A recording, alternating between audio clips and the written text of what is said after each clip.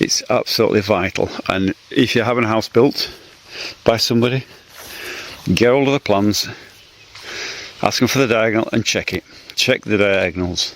If you don't, the house will be skewed up. That's what you don't want. I mean, yeah, you're not going to fall down, but it's not pretty if it's out of square, you know. So, but yeah, that's the first bit done.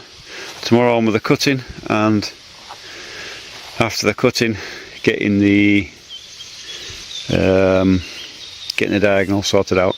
And once the diagonals, I'm happy with it, then we'll put a piece of felt under each pile where it contacts the timber.